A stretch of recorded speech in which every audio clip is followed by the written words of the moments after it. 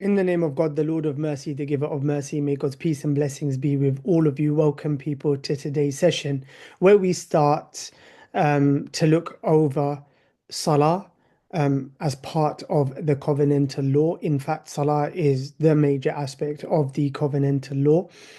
Um, Everything that we've looked at so far in terms of purification is actually an aspect of Salah, as we covered, where it comes to being in a consecrated state. Um, it's basically got to do with Salah. So the purification laws, although they do speak to wider lifestyle, of course, that's the purpose of the law, to cultivate you to live at an optimum state or achieve an optimum state through very good habitual practices that should be done mindfully. And the reason for that is that you live with intentionality. Now, what does that mean? Um, Everything that you do ought to be done with a sense of purpose and strategic mission. And I mean everything, people. I mean the fun you have. I mean, especially as you get older, because you're responsible for other people. Um, the money you spend, the fun you have, everything ought to be done with purpose. Nothing ought to be done. And we're talking about a high level of operation here, but nothing ought to be done willy-nilly, just for the sake of it. It should be something that you thought through. You're spending, I don't know, let's say a couple of £1,000 on a family holiday. Why are you spending that money? Where are you going? What is that holiday meant to achieve? I don't know. I'm just booking a flight. Doesn't really work like that. And especially when you're responsible for people, say for example your children, you're you're perpetually in cultivation mode, of course, until they're adults and you're old, and then they're kind of telling you what's going on, and they're having to cultivate you into the new world. Before then, you are constantly cultivating them. So the choices of destination, how you're going to get there, how long you're going to spend, what you're going to do leading up to that moment, and so on. All of these things, there should be a plan, right? And planning is like the keys to success. If you've planned something well, you have drastically reduced the possibility or probability of things going wrong, right? And one of those things that could go wrong are just things that are being done without intention, without purpose. So what we find from purification here is that purification does that for us. While speaking covenantally to entering into a state of consecration to stand before God, it also speaks to the wider perspective of remaining clean, detoxifying ourselves from contaminants, and ensuring good habits, good practices that reduce the probability or possibility of becoming contaminated, which then can lead to illness, sickness, and of course, it diminishes our state, our optimum state, or at least it really decreases our capacity. And that's the point of the Sharia. The point of God's law is to increase your capacity to manifest your best self. Yeah. And of course, that's something within religiosity that's absolutely lost. While some people might pay that lip service, when you ask them practically how that can be identified, um, it remains quite ambiguous. So, what we want to do now is go into Salah as part of the covenantal law. As you saw with Tahara, things were pretty simple. What you will find, people, is that with Salah, it so too is pretty simple. And what I've done is I prepared for you some slides for you to clearly see how simple it is and what God talks about. Now, remember the basic rule that we're doing at this foundational stage. The covenantal law is in the final revelation. Yeah, because that's what it's about. It's about restoring the Abrahamic covenant, updating aspects of the covenantal law, and those things that have already been updated, for example, by Jesus, because where he has updates to the Sinai covenant, the book of the covenant, and of course the law, codified law that was revealed to Moses over the 40 years of wandering in the desert of Paran. Those laws that Jesus updated are now being systematized and being standardized in the final revelation. And we're going to see a lot of that throughout our studies of the covenantal law. in as much as we're going to see that today. So, what I'd like to do now is share those slides with you.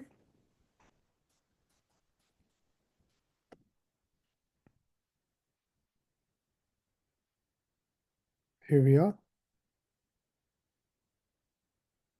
And boom, here we go.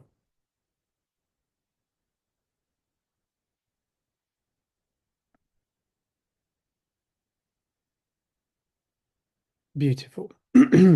So what we have is Salah as the covenantal law.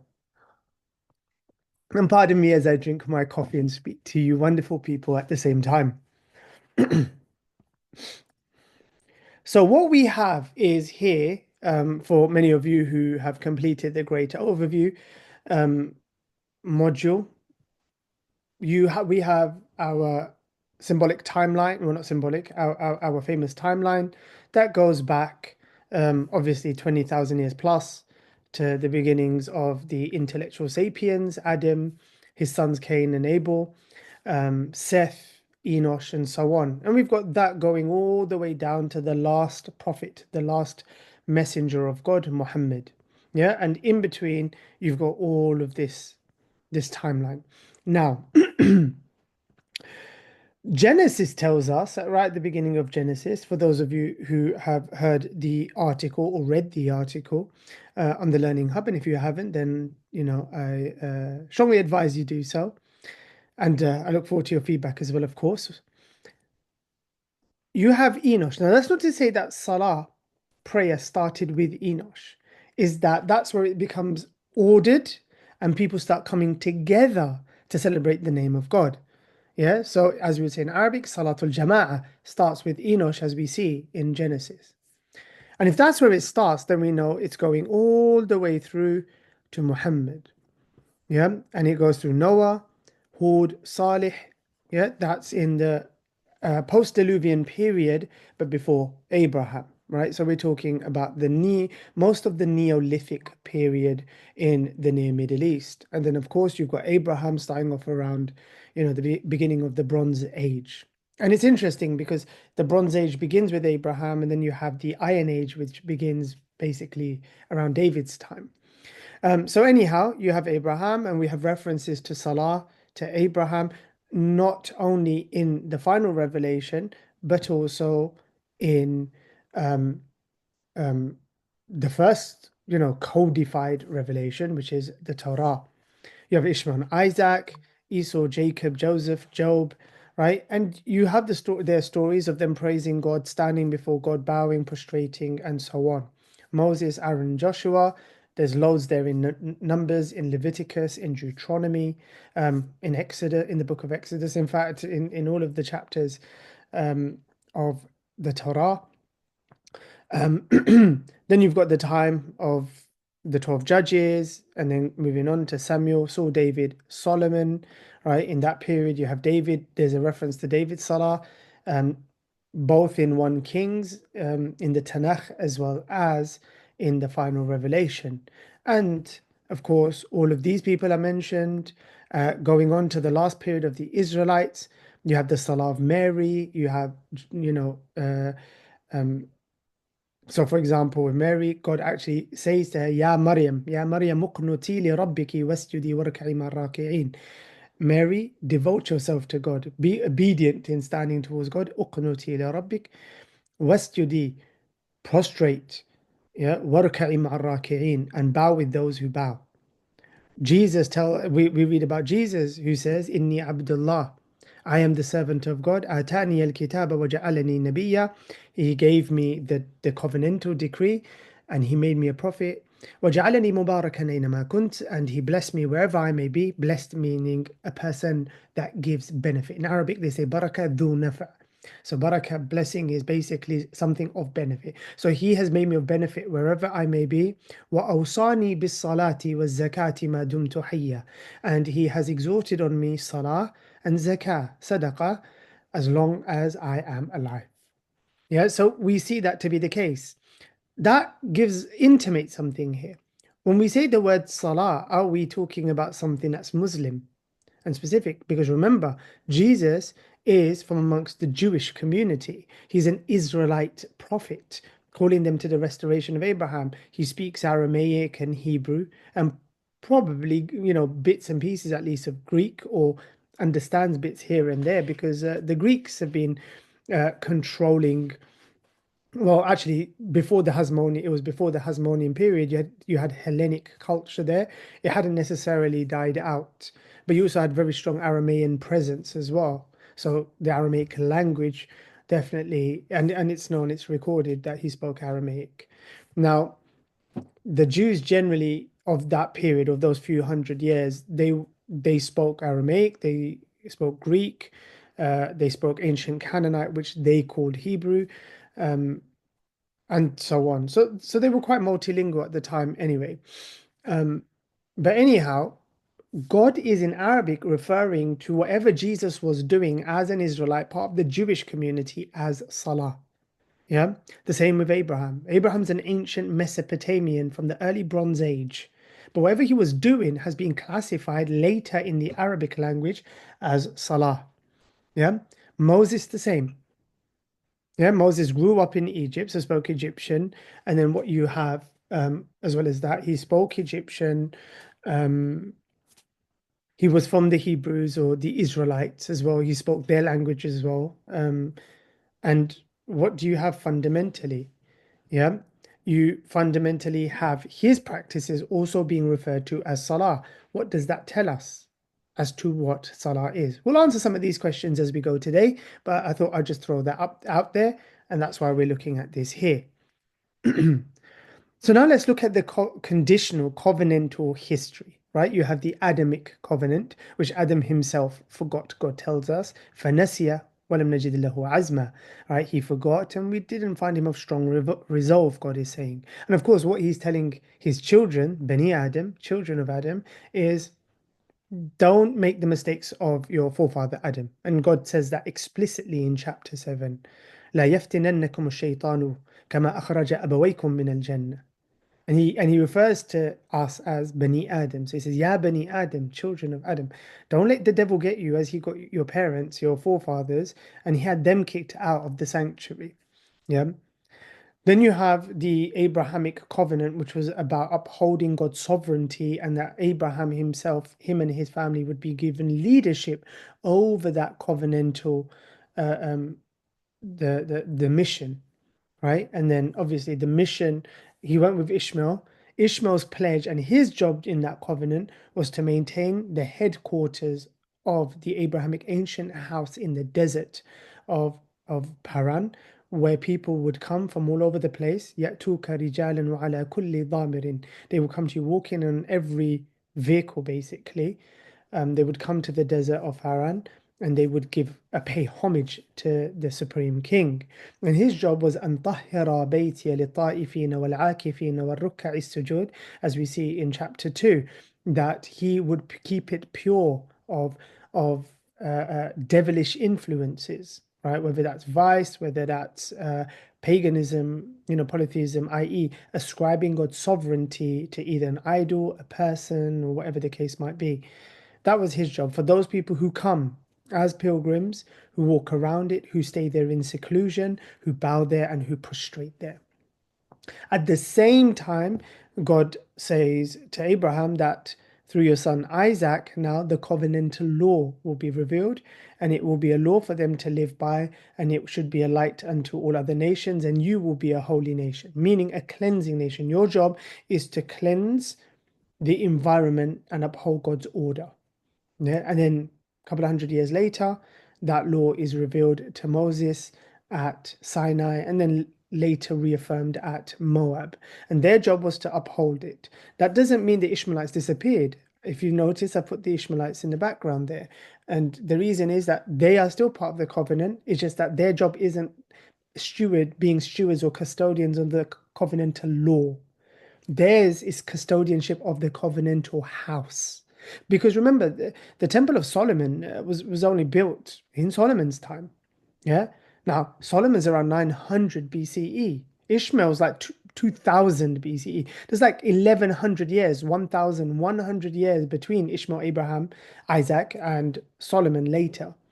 Yeah, so the ancient house and being stewards of the house was the sacred temple which was in the valley of Becca, as God tells us. Yeah. But then what we have is the law. And then we have Israelite stewardship of the code, the whole deen, which is the law and the way, which goes all the way through until it comes to Jesus. Yeah. And then it's over. And then the Ishmaelites, who are in the background, come back to the fore. And it's like, here you go. And by the way, God tells Abraham this much earlier on. And that's where it is. Now the question is this, and this is the reason I'm showing you this. During Israelite stewardship of the code, was the code being practiced by the Ishmaelites? Yes, the primordial code, maybe not the law, but the law and the way make up the code. So there's aspects of the law that are primordial and pre-Moses. Yeah. Salah, as we saw, goes back to Enosh, goes back all the way to Adam, to be honest. Enosh was where it becomes a group action. So what, so those things that go back to Abraham and Ishmael, such as Salah, were part of that. And they were told to uphold it as a pledge. And Salah is something that was part of the covenantal code. It was an aspect of the law. Yeah. Going back because it's pre-Noah. So it's part of the Noahide law. And the Noahide law is within the covenantal law. Yeah, it's just the primordial ages that has been there. So the Ishmaelites were also had Salah, just as the Israelites did. Now you might say, okay, but Salah is very Muslim or it's very Ishmaelite. No, that's just the Arabic word for it. It's just the Arabic word for it. There are Hebrew words for it, there are Aramaic words for it, right? And so on. Yeah, and it's something that I'll be posting later on as an article to show you language. And they are also, I have mentioned it in some of the articles as well, what it was referred to, tefillah, and the amida, meaning the qiyam, the standing, and so on in ancient Canaanite language. So in the ancient Canaanite language, that's what it was called, tefillah or amida. Yeah. In Arabic, it's known as qiyam or salah. These are it's just language. They are referring to the very same thing. If someone says no, but it's not because this is different and that's from the Quran and it's a new one. No, it's not. Think about it. In the final revelation, God is talking about the Salah of Jesus. So clearly it existed before. And Jesus did not speak Arabic, nor did Moses, nor did Abraham. But we'll come back to these points. And as we know, the final revelation of God. So when you're looking at Salah and you're looking at the law, you really have to get out of modern Islam. And the reason I say that is because the pervading conception of the Ishmaelite legacy is modern Islam. That's what people think of when they go straight, their brain goes, it goes straight to that. You need to kind of put that to the side in order to understand the nature of the covenantal law and what's going on, right? To understand purpose, meaning, and story. So if you understand the final revelation as the call for the Abrahamic restoration, where the Prophet tells us in the hadith of Wathila ibn al-Asqa', which is related by At-Tabarani in his Mu'jam, the Prophet said, أعطيت مكان التوراة 7 وأعطيت مكان الزبور 100 وأعطيت مكان الإنجيل مثاني وفضلت بالمفصل. Yeah, I was given in the place of the Torah, the long seven, and I was given in the place of either it is called talk referring to Ketuvim or he's talking just to the Psalms, the 100s, and I was given in the place of Injil, which is the Evangel, the good news, the gospel, the Mathani, and then I was the only one. I was singled out with the Mufassal, yeah, which is like roughly Hujarat Surah Qaf all the way to the end. Yeah. And here you have like some of the contents, what it makes, what it's made up of. So the criterion, yeah, the final revelation, the final chapter that's given to the prophet is the overall decree of God that's spoken over 2000 years, summarizing all the previous aspects of that decree and ending with a conclusion, which is basically the Mufassal. Yeah. And God tells us at the beginning of chapter 3, it is God who has sent down to you this decree with truth, affirming what went before it. Yeah, just like a conclusion would. If you start in conclusion, I began with chapter 1, chapter 2, 3, 4, saying this. Here I'm going to end now in this chapter and bring all of that to a close. And that's what this is doing. So, in that way, if we apply Salah within that paradigm, yeah, God tells us in the final revelation, We command Abraham, Ishmael, purify my house for those who walk around, those who seclude there, those who bow down, prostrate themselves. Yeah, we revealed to Moses and his brother, Moses and Aaron, house your people in Egypt and make your houses places of worship, synagogues, basically, yeah, or Beit Knesset. Maintain the prayer, yeah, Salah, and give good news to the believers. So the idea of there being masajid in people's homes, or Beit Knesset, as it's in Hebrew, or what we use now, the Greek or the Latinized synagogue, God told Moses to do that. We're reading about that in the final revelation. And then, of course, the verse that I was talking about in chapter Mary about Jesus as well. So Salah has been a continuation where it's not just something they did, it's something God ordained. And if God ordained it, clearly there has been some standardization to Salah. It's not just, oh, just sit there and sing songs. It is a particular thing. Yeah, it's not just something that's loose. And again, I've written an article about it for you guys, so please do check that out, and that will give you the background going back to Abraham, but with much more depth than I intend to do here. So the first thing that we looked at for Salah was purification. We weren't looking at purification for the sake of purification. We're looking at purification for the sake of Salah. So it's kind of like chapter 1 of Salah. So according to covenantal law, when it comes to Salah, what do we want to do? And again, I've written articles breaking down the linguistic word salah, what it means, how it refers to the Israelites as well, as in how it connects with the Israelite tradition and the fact that it's just language. Salah merely means connection. It is alluding to the idea of a devotional connection with the king and maintaining that devotional connection with the king. What I also did was write an article on the purposes of salah, in reference to what God has said in the final revelation. So God in the final revelation gives us 6 distinct purposes of Salah. Not 1, 6. And none of them, people, is ritual. Yeah, they have practical purposes that God has explicitly articulated in his final message. So that's there as well. That's why I'm not touching that here, because is already there. If you haven't watched it, don't worry. If you haven't read it, sorry, don't worry. Go back and check it out. And there's the audio podcast that comes along with it. So anyhow, you have Salah now. Yeah, and Salah being this is just merely an Arabic word. We can use Salah, we can use Tefillah. If we reference it right and we mean prayer by that, we can call it prayer. Yeah, or we can call it a devotional connection to the king. Right? I'll just keep with the word connection because it's a semantic translation of the word Salah. So there is this connection, this devotional connection that God has ordained in a format, right? From eons ago, time immemorial. Okay, in order to stand before the king and offer that and maintain that connection, one requires being in a consecrated state to be purified. We covered this already, yeah. And there were 4 things or 4 ways of purifying. 1, purifying the mind. What can dirty the mind? Intoxication. So God tells us in chapter 4, verse 43, don't come when you're intoxicated until you know what you are saying, until it's cleansed, it's gone. Yeah, number 2, you have ablution and washing. We covered that. And this is the verse. So this is part, I want to show that this is part of the covenantal law. In order to stand before God in this devotional connection, that is part of not only the Abrahamic tradition, but pre-Abrahamic, meaning the Hanifiyah of the righteous, going all the way back to Adam. God is saying that in the codified law now, when you come, wash your faces, your hands up to your elbows, wipe your heads, and wash your feet up to the ankles. And if you need to bathe, so you're in a state of, I put here major ritual purity. I only copied the translation from Abdul Halim. But of course, if you're in a state of janaba, God is saying, so sexual impurity, you don't until you've bathed, right? And that's in 443 and then in 5:6, and if required, wash your whole body. And those are the 2 main verses when it comes to purification in the covenantal law.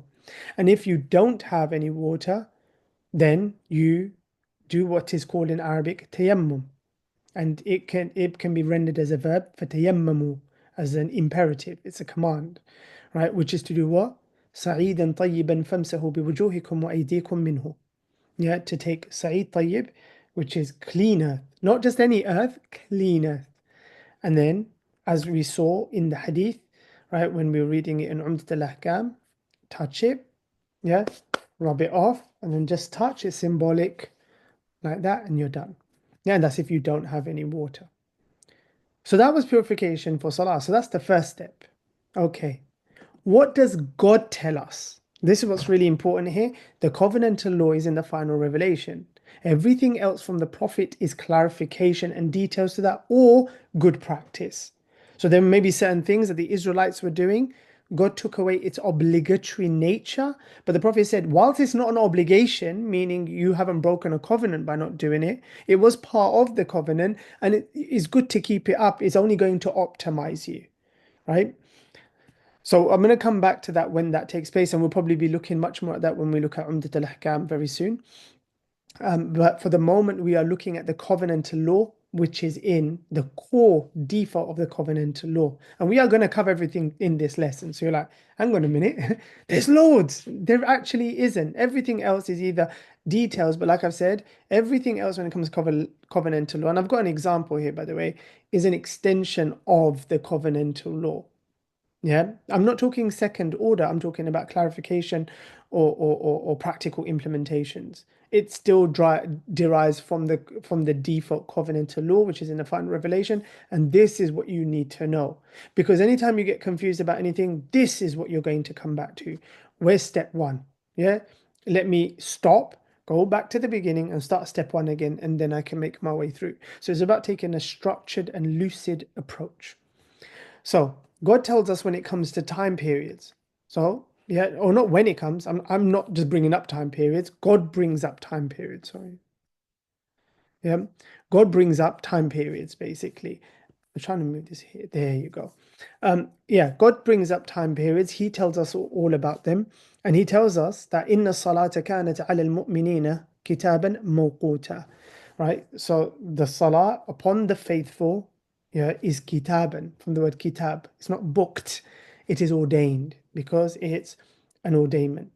It is a decree. So it has been decreed at times. When we say time, we're not saying a time like modern day. See, this is where people become anachronistic. They didn't have time like we have time today. They didn't have clocks, they didn't have minutes and hands and GMT and so on. Their periods of the day were much wider. They had periods, not particular minutes, not moments. They didn't consider moments for time, they considered periods for time. So for them, it would be around midday. It's a period. They didn't know if it was 11:55 or 12:02. It didn't register. Therefore, when people now say, oh, no, no, Salah is at a time, it is not. It is at a period. Yeah. And here, when we say kitab and mawqut from waqt, what I mean by times is periods. I don't mean a specific time. Now, another thing that people like to say is that, oh, well, the 5 daily prayers aren't in there. There aren't 5 daily prayers. There are 5 periods in which, yeah, the salah maktuba. The word salah maktuba means salah, the connection that has been ordained covenantally from kitab. So it's maktub, which makes it the object. Yeah, the object. Yeah. And I'm talking grammatically here when I say the object. So it's the object of the sentence. It's something that's mawqut or ism maf'ul in Arabic. And there, what that means is that, or maktuba, what that means is that it's ordained. Yeah, it has been decreed and it's part of the covenantal decree. So when God's saying, or where the Prophet refers to it as salat maktuba or kutiba alaykum, whenever you hear that term in Arabic, kutiba alaykum, or decreed on you or ordained on you, this is part of the covenant, is a covenantal decree. So salah is known as salah maktub at these periods, or at these periods, the connection that you're making with God is known as that which is part of the covenantal decree, the maktuba. And God says that these are periods. When you go through just these 4 verses, people say, "Oh, well, 5 prayers. You need the sunnah." I'm not saying we don't want the clarifications of the Prophet, but the example is wrong here. To say that, well, 5 prayers aren't in the final revelation, well, actually, they are. Obviously, in Islam, they're not, but in the Quran, they definitely are. So these are the 4. Yeah. So these are the 5 within these 4 verses. And as you see, chapter 11, chapter 17, chapter 2, and chapter 50. So God tells us, keep up the prayer at both ends of the day and during parts of the night. Both ends of the day, so that's Fajr, morning, yeah, when the sun comes up, when the sun goes down, Maghrib, and during the parts of the night, which would be Isha. Yeah. God also tells us, so perform the prayer at the decline of the sun. Decline of the sun, yeah, غسق الليل. Yeah. No, not غسق الليل. Sorry, it was the part before that. It'll come back to me. Is the statement before غسق الليل. أقم الصلاة لدلوك الشمس إلى غسق الليل. Yeah, so the dalk shams, right? Dalk means to be like, when you throw a ball in a swimming pool, it's like that. And the duluk shams is basically where the sun moves from the meridian. So we're talking about dhuhr here. We're talking about the afternoon prayer. So now we've already got Maghrib, we've got Isha, and we've got Fajr. Here, decline of the sun is dhuhr, the afternoon prayer. Or no, yeah, the early afternoon. Yeah, basically midday prayer until the darkness of the night, which is Isha, is a reference to Isha, and then the reading at dawn, right? Fajr. These are just Arabic words for those times. Even in the Prophet's time, they would use Isha, but the Prophet said to the Yathribites, he goes, Isha, التي تسمو, التي, sorry, التي تسمونها العتمة, right? So he says to them, it's Isha, but what you guys call al-atama. So the early Yathrib, or the Yathribites, the Arabs, they used to refer to that time period as atama, basically. So now we have Dhuhr, yeah, or the midday, until the darkness of the night. Darkness of the night, Ghasaq al-Layl, is basically where the twilight is gone, it's the night prayer. And then you have Fajr, right, the dawn. God then also tells us, maintain your prayers, especially Salat al-Wusta, the middle prayer. And there's many hadith in Bukhari, Muslim, Abu Dawud, and so on, where the Prophet literally says Salat al-Wusta, Salat al-Asri. Yeah, the middle prayer is al-Asr. So it's the afternoon. Yeah, وَقُومُوا لِلَّهِ قَانِتِينَ, and stand before God in devotion. God also tells us in chapter 50, the last bullet point, celebrate the praise of your Lord before the rising and setting of the sun. Fajr, Maghrib. Proclaim his praise in the night, yeah, and at the end of every prostration. So that gives us, so what we see, so someone might say, but it keeps saying both ends of the day and parts of the night. Yeah, that seems to be a core theme. Yes, because that was the default, right?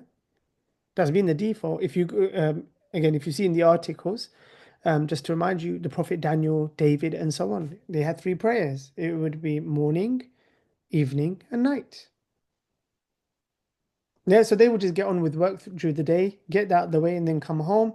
Yeah, because everybody's going home once it gets dark. Unfortunately, it didn't have electricity and lamps. Even the lamps, street lamps and stuff, that came later on. Even before electricity, it came, and it came with a lot of Arabian cities. Yeah, it was part of the technology that evolved under Arabian empires. But going back to that, like beginning of the Iron Age, no, they didn't have street lamps and stuff. And even just in normal agrarian societies, they wouldn't. So the day kind of ends when the sun goes down because there's no light anymore. And therefore, what you would find is that people go home and then they would offer their prayers, go back to remembering God. They're in the field otherwise. So what ends up happening is that you have these three periods of reflection on God and realigning oneself with the King, right? You have morning, you have evening, and then you have nighttime. What happens is you have the whole day period now, from basically breakfast all the way till the end of the day, where there isn't much going on. So what we see is that two more, God adds two more, one at the midday and then one in the afternoon as well. And it makes sense because it's just a massive gap, right? So then it's like, no. So now you've got it going throughout. And again, but what you find is it's not as, facilitation has been made. So it's not like it was in the Israelite law. You had to go and find particular land. You had to do particular things, be dressed in a particular way in order to do that. All of that went out the window. So God just facilitated, said, listen, remember God 5 times a day. If you're not in a consecrated state, just wash those 4 limbs, you're good to go. And just make sure you're not dirty, you're purified, and you're good to go. Yeah, but you do find all 5 in the final revelation, and you find the 5, you find the 2 added on. You can see it from the language here. The 2, so the middle prayer here and decline of the sun is added on to morning, night, evening, and night. And morning, evening, and night were the default, yeah, where in the first iteration of codification. Well, you also see here as well, and that's why I have it in yellow. You see the notion of celebrating the praise of your Lord, proclaiming his name. So you're seeing what's meant to be done in the prayers themselves. Yeah. And as we come back more and we start looking through hadith and stuff, I'm going to talk to this because sometimes some people here might feel that what it's really about for them is you have to read as much of the Quran as possible. And that's actually not true. Yeah, it depends on who you are. Everything is contextual. Yeah. So if you're a person who's very learned in the final revelation and you know much of it, then yes, you will read the law and delight in the law. But if you don't know much of the law for you to be reading, yeah, then your focus is going to be on celebrating the praise of your Lord, proclaiming his name, yeah, and proclaiming his praise. In Arabic, we would say it would be full of tahmid and tasbih and takbir and hawqala and all sorts of other phrases and sanctifications and so on. Not everybody's salah will look the same, and it shouldn't. It depends on who you are, how much time you have, right, dedicated to that moment. Obviously, there is a minimum, but I'm talking about maximum here, um, and also your capacity. But what you find is that salah is about celebrating and praising your Lord, proclaiming his name. And when you look at the salah of the ancients, like the prophets of the Israelites, a lot of it would be about praising his name, glorifying his presence, and so on. You know, it's not just sitting there phonemically chanting noises of a law that you haven't understood. Even if you understand the Arabic, you still haven't understood the law. It wasn't about that. Yeah. So take David as an example, take Daniel, Jeremiah, an example. Where you have people really reading out the law is like with Ezra. Yeah. There's a classic example, somebody reading the law, but Ezra's a scholar of the law. You know, he's a jurist, he's a scribe as well. So again, that's something to think about. Yeah, but that's where we're looking at time periods. God is clear about what those time periods are. Now, when it comes to time periods, anything else is not covenantal. That's it. This is the covenant. You have periods in the day, then you have prayers that you have salah connections that you have in those days, in those periods, sorry, throughout the day. That's what it is. So the minute someone says to me, "Oh yeah, but you got to do it at this time," you got no, sorry, that's not the covenantal law. The covenantal law is this period. Now, this period has been appointed for this remembrance of God. This period, then at this time, for that devotional praising of His name. And then this period for that. So when someone's trying to tell you there is a particular, in the modern world, anachronistically, you have to do it at 4:51, impossible, people, impossible. When someone says to you, Salah is at 8 o'clock, no, you can say the gathering is at 8 o'clock. So some people are getting together as a gathering to praise God's name at 8. We should get there for 8. Fair play. But for you to say the evening prayer is at 8, that's rubbish.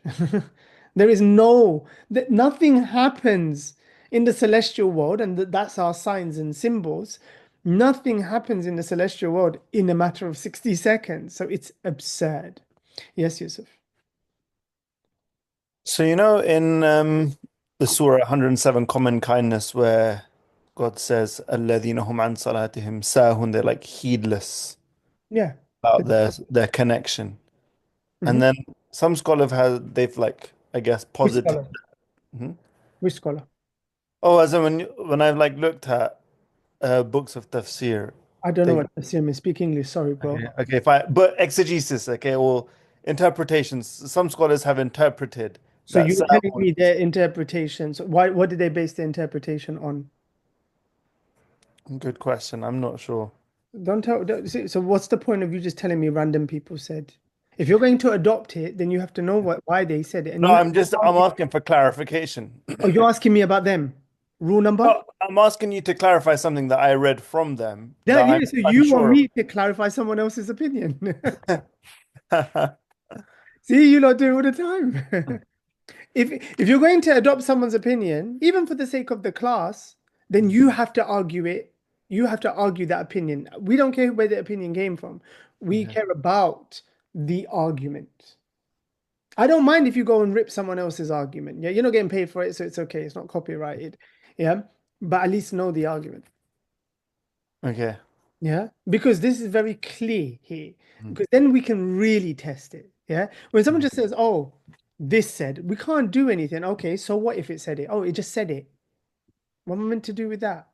But if Yusuf comes along and says, "Listen, I've got an alternative, and here's the reasoning," whether it's Yusuf's alternative reasoning or somebody else's that Yusuf's taken, that's fine. We have something to work with now. Okay. Does that make sense? Because Yeah. otherwise, there's just nothing to compare to in this class. Because Okay. remember, we're going back to first principles and we're building an argument, right? Well, not an argument, we're building a paradigm. So if we want to stress test that paradigm or bring another one, we have to bring a paradigm. We can't reference a paradigm. Is No, that, good point. do you understand my point? Yeah, I That's do. why I keep saying with all of you guys, I'll ask who said, what's the reasoning? Because what am I meant to do with he said? You feel me? It's like which cake is better? I need to taste both cakes. Yeah, but then it's like someone saying to me, "Well, I've got my cake here." Then someone says to me, "Yeah, his cake is better." Okay, how do we judge? I don't know. He's got it. Now, what am I meant to do with that? There's no way I can judge, right? So that's why. So anyhow, coming back, the principle here is God has given us a period. That's the covenantal law. Nobody can come and change the covenantal law. Yeah. So we know, for example, from the moment the sun starts going down, yeah, yeah, not starts going down. From the moment the sun disappears below the horizon to the time where the shade of the sun is completely gone, the light is gone, that is a period of time. Then it's pitch black, meaning the haze of the sun, because the sun can go below the horizon, but its haze still remains on the horizon because it's just below, right? The sun's light isn't just from the disk, it radiates from it. So as long as you can still see the light, even though the sun has gone down, as long as you can see the radiation of the light, it's still in that time zone. Then once that radiation goes, boom, we're in the twilight zone. Twilight means basically where there's no radiation of the sun, so it ought to be pitch black. And it's pitch black until when? Until the horizon is filled with radiation of light once again. Not you can see the sun, you can see that the light radiating from the sun across the horizon. That twilight zone, time period's done. That was a period in which God wanted you to habitually and routinely have something. Yeah, offer something. Then we move on. Yeah, and we're going to go into this in more depth when we look at Umdat al-Ahkam. But I'm just giving you quick kind of analysis. Then from that point of the line across the horizon to the moment you see the sun, that's a period. Then the sun comes up. As the sun comes up, and this is very interesting, people, there are periods in the day where you are not allowed to offer salah. Yeah, where God says, no, you don't. And we will be talking about that later on as to why that might be the case. Yeah. But then once the sun has fully risen, because remember, it was just about the line. The minute you see the sun that morning, yeah, salah, the period is over. Now the sun's rising. It takes maybe, it depends on where you live on Earth, right? But let's say on average, it takes about half an hour, maybe 40 minutes. It comes up, boom. Yeah, it's come. You're not in a salah period now. There is actually from that moment, from the moment the salah comes up, all the way to it going to to meridian line, the zenith of the day, midday, 12 o'clock, and just passing it, depending again where you are on Earth, right? Sometimes just passing it literally will mean 1 past 12. Other places it'll be about 1 o'clock, yeah, because it has to move from that line. In entire period from there to after midday, there is nothing. It's not a period. It's not a period of any covenantal salah. Once it passes, from that moment till it coming down about up to here, that's one period. Yeah. And then from that middle, and then the middle prayer period starts. Salatul Wusta starts all the way to when? Until the sun. Yeah. starts to dip and goes and disappears, yeah, under the horizon. Boom. So most in the day, the periods connect. The early morning does not connect to the afternoon. That's why in a lot of medieval books of law, you'll find they'll say the first salah of the day is the midday prayer. They start there. So the dawn prayer is actually the last one to them. Yeah? Yes, Dawood. Um, not sure if I missed it, but which part of these verses refers to the midday prayer? Right there. I, I thought you said that was the Asr prayer. I mean the Dhuhr prayer. No. So oh, you mean the midday, sorry, here. Yeah, the decline of the sun. Mhm. So how is that the like the Dhuhr prayer? What is Dhuhr? Okay, when it begins to decline. Hmm? Is that it? Is it No, about when the sun be? no, it doesn't begin to decline, is where the sun declines from the meridian, right? Yeah. Yeah. Okay. Okay, I see. Yeah, I read that wrong as like decline when it's going like sunset. Ah, okay, no. Okay. Yeah. Brilliant.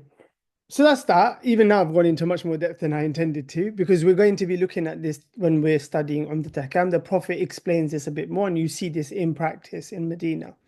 Yeah.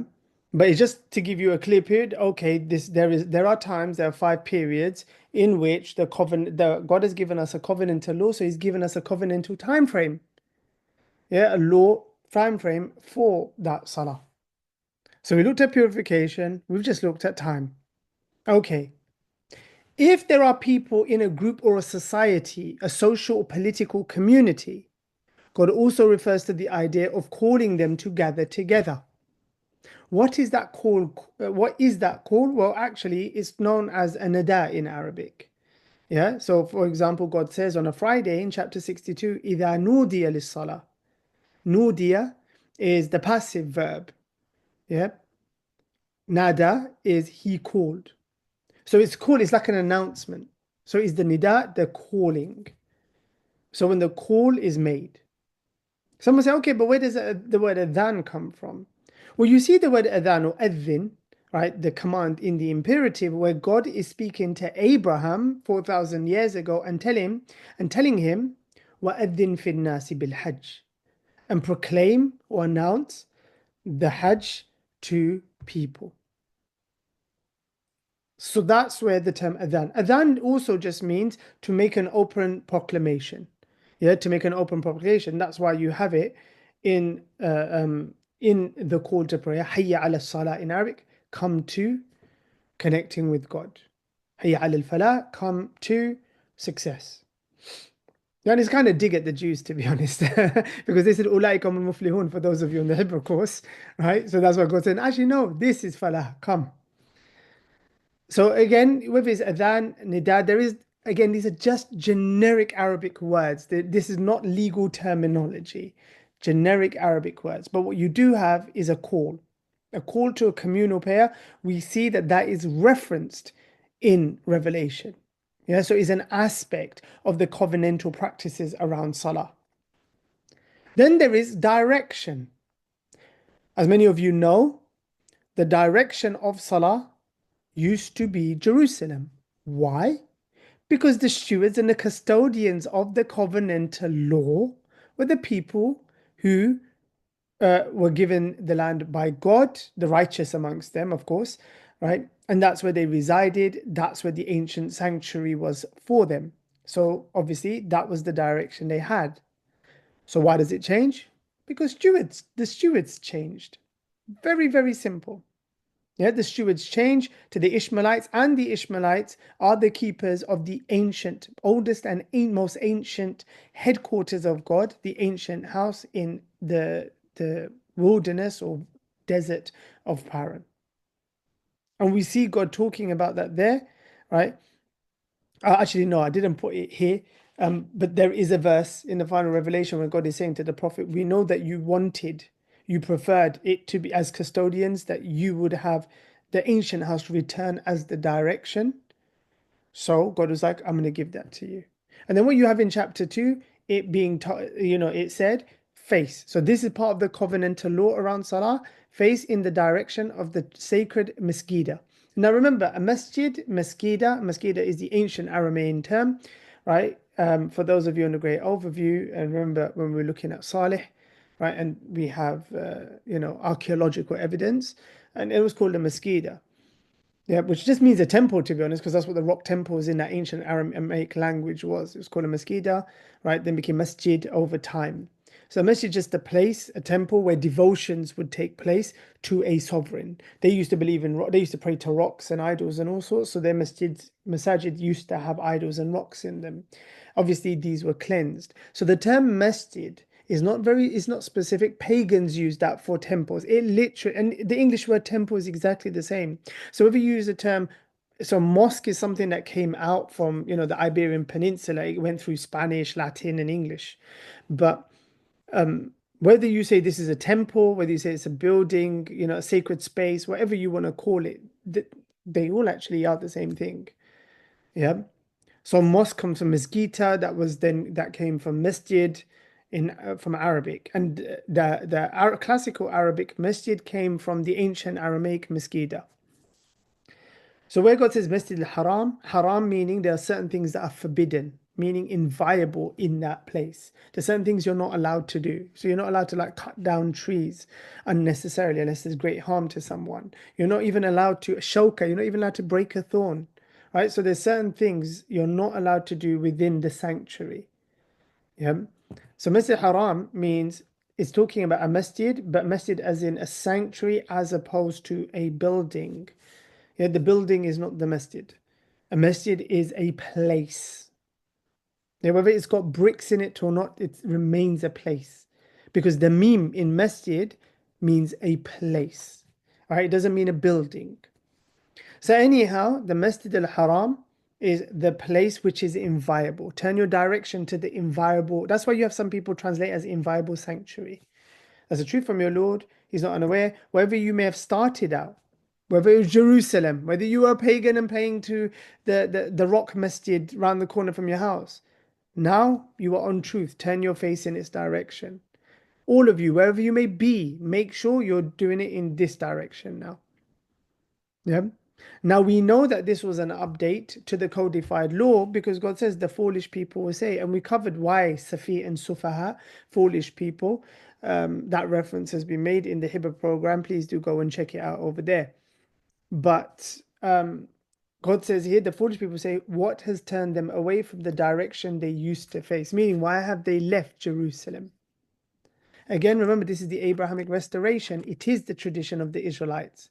To adhere to what God is saying in final revelation, you need to be a Jew. I'm just letting you know now. Yeah, and you are a Jew. Whether you like it or not, you're a Jew. And you are a Nasara or Nasarani in Arabic, whether you like it or not. The righteous, faithful, you are a righteous, faithful Jew, you are a righteous, faithful Nasarani. Yeah, and you're a righteous, faithful Ishmaelite. That's what it is. It's the same thing. Yeah. Now, so Islam is Nasara. Islam is Judaism. Yeah, if you want to look at it like that way, then fine. Whatever you want, it's going to confuse the hell out of you if you try to do it like that, because obviously that causes dissonance and it's an oxymoron. But the way I've just said it, no, it isn't, because it's the Abrahamic restoration and it is the same law. So when they was like, why you used to face Jerusalem? Of course I did. Yeah, and I would do now unless God had said otherwise, but He wanted it now to the ancient house because the new custodians were the Ishmaelites. Yeah, but then God also comes back with the point that the Jews kept missing.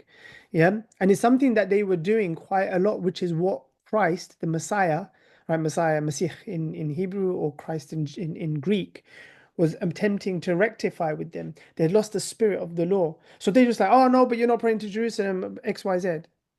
God's like, it doesn't matter really. وَلِلَّهِ الْمَشْرِقُ وَالْمَغْرِبُ. The east and west both belong to God. Wherever you turn, yeah, there is His face. So it's not like, oh, if it's not Jerusalem and it's towards the ancient Abrahamic house, then that's it, it's done. Bro, you could face towards east, west, up, down, wherever you turn. Yeah, you're not outside of God's mulkiyah, his dominion and his kingdom. Yeah, so stop getting so caught up on literal degrees on a compass or particular places. I've told you this is where I want it. This is what it symbolizes. That's what it is now. Yeah. So what we learn from God's response to them is that it's about the premise, it's about the principle, right? Your technicalities don't mean anything to God. And when you get caught up in it and obsessed with it, God's like, you just missed the bigger picture. Oh, but why they're here? Why not there? God's like, but all of it belongs to me. So whether it was here or there what kind of question is that? But anyhow, what we see in the covenantal law, that direction is also an aspect of the covenantal practice of Salah. And this is what we're looking at. What are the covenantal practices around Salah? What are the covenantal aspects, of Salah? Of this very generic, broad statement of connecting with God.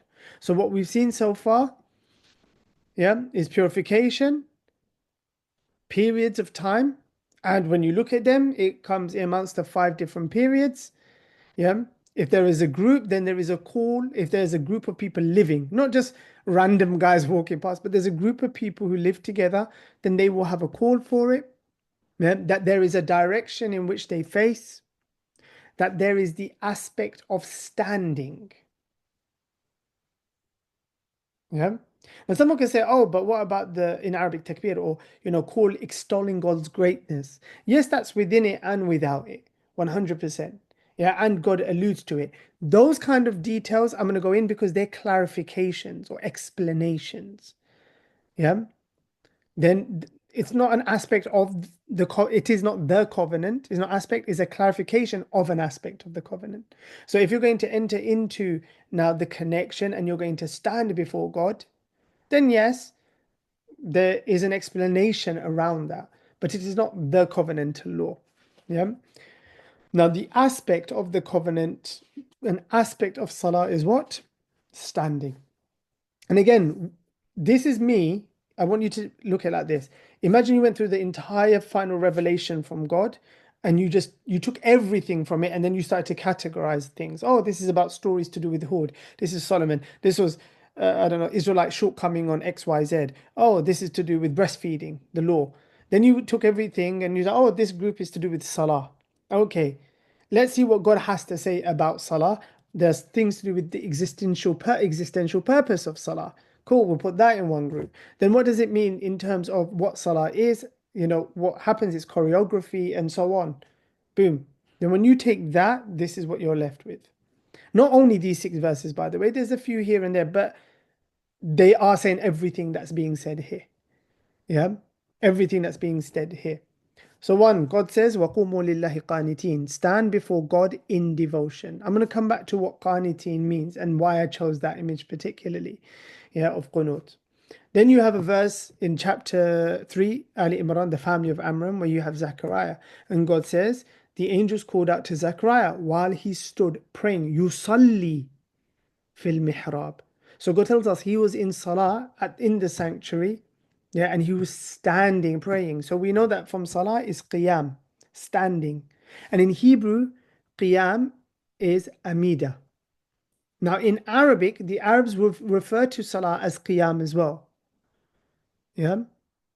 And in Hebrew, they would refer to salah, or in Hebrew, tefillah, as amida, which also means qiyam. So the culture hasn't changed, only the language. So he stood praying in sanctuary. God tells us about those who spend the night standing and prostrating before the Lord. Now, one thing you're going to see is where God talks about engaging and connecting with Him, He doesn't talk about it like Muslims do or Jews do. He talks about it in reference to its actions. He says, those who stand, those who bow, those who prostrate, which tells you something which we're gonna bring together in a hot moment. God tells us about those who keep faith with God, who pray, yusallun. They stand in the night, bowing down and standing. So they bow down, they stand in the night. Yeah, so it's about standing before the king, bowing down and standing in awe of the afterlife. The hypocrites, when they stand sluggishly. to show people, yura'un an-nas, and they remember God only a little. So the difference between that there, yeah, this guy here standing straight, ready to go, saluting, and then you have the hypocrites, yeah, they're on their mobile phone, leaning, couldn't be bothered. And what's interesting, this doesn't have to do with Salah, but I was hoping to provoke some thoughts in you for the rest of the week, where God says, this isn't either you stand before God and celebrate His name, glorify His majesty, but the day will come when everyone will stand before the Lord of the realms. They will stand before Him. So you're either standing to glorify Him, or you're standing in judgment, or you're in His judgment. Yeah, and the people who stand to glorify Him, when they stand in front of judgment, there isn't really no standing. Whereas those people who refuse to stand today in glorification, then they will stand for long in judgment. It's up to them. And I mentioned this during the great overview as well. It's the same. Those people who humble their hearts to God, God, يَشْرَحْ صَدْرَهُ لِلْإِسْلَامِ. God will open up their chest to true submission. But those who refuse and they harden their hearts, then God will use the fire in the day of judgment to crush those hearts and melt them. Yeah. وَمَا أَدَرَيْكَ مَا الْحُطَمَةُ نَارُ اللَّهِ الْمُوقَدَةُ. Yeah, and do you know what the hutama, the crusher is? It is the fire of God that is stoked. التي تطلع على الأفئدة. It crumbles in and crushes, right, and destroys أفئدة. أفئدة is plural of fu'ad, hearts. Why? Because وَيْلٌ لِقَاسِيَةِ قُلُوبِهِمْ. Woe to those who have hard hearts, God says in another place. So what you're not willing to do here, then His opposite will be done to you there. Yeah? You don't want to know God now, then God will forget you in the afterlife. You didn't have time to stop for Him, He doesn't have time to even look upon you. And so on. Yeah? So that's why I put that there, because that juxtaposition, right, as a recompense, yeah, which is embarrassing, it's humiliating, exists in the afterlife, and there's that with the standing as well. So now let's go back to stand before God in devotion. Yeah. What does it mean to stand before God in devotion? وَقُومُوا لِلَّهِ قَانِتِينَ. Qanit, right, means to be obedient, to be loyal. God talks about a woman at home in chapter 4 as qanitat, or women as qanitat. Yeah, meaning it's not that they're obedient as in yes, yes, yes. God doesn't like that. See, now this is where people don't understand this. And there is a subtle balance here, right? On one hand, God wants subservience from you, but He wants you to have self-respect. Yeah. But with that self-respect, He doesn't expect you to get egotistical and over complacent like the Jews and the Christians.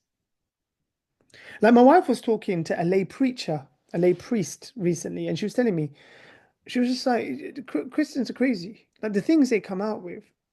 And she goes, even though I understood what he meant, I was just thinking to myself, how do you have the audacity to say that? Yeah. And she was talking about us, yeah, choosing God. And she was saying, yeah, she said to him, at the end of the day, that's true, as long as, we have intention, and there's intentionality, sincerity, we choose God. He goes, no, no, no, no. We don't choose God. God chooses us. Now she understand her point, as in he's like, you are chosen by God. You get me, and so on. She got his point. He probably didn't mean it. But he's still complacent in his language, because even just the audacity to say, we don't choose God, He chooses us. Why would He choose you? Because you prioritized Him first. And therefore, He opened up His mercy to you. وَمَنْ يُؤْمِن بِاللَّهِ يَهْدِ قَلْبَهُ. Whoever acknowledges God, then God opens his heart. It's not that He just comes out and says, hey, you, because you're special. And you get that, especially in the they call it the prosperity gospel. You get a lot of that preaching in America these days. This idea that God owes you, God's going to get you yours, God's going to get you that money.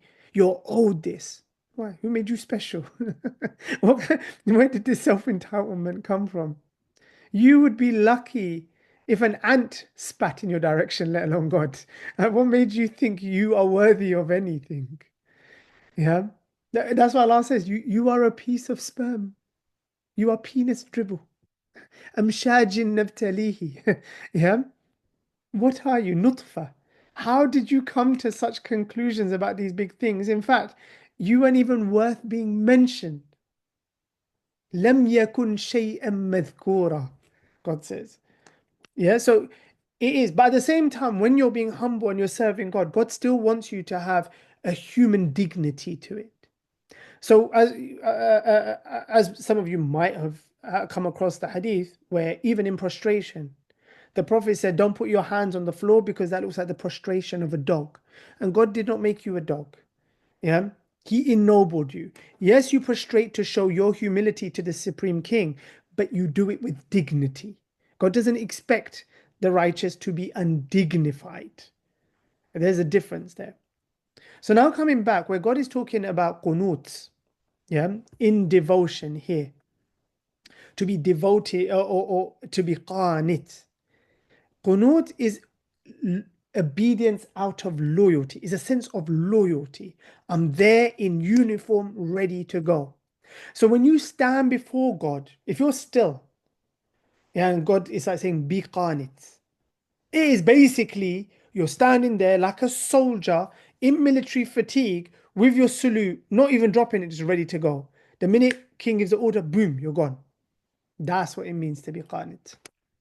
Yeah, because you are a subject of the king, his soldier, his junud, ready to go.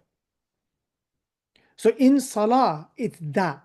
Now, I'm not talking just about physicality, like you got tense everything, stand straight. Yeah, obviously you're just slouching, oh, I can't bothered. Obviously, that's the case. But I'm not saying you have to be some military guy. Obviously, a lot of this comes from your intention and what you're standing there for. Are you standing like, Lord, King, I stand before you. I'm here. Or you just, oh, I gotta pray before I go to hell. Yeah, that is not qunut. And that is not being qanit. Yeah.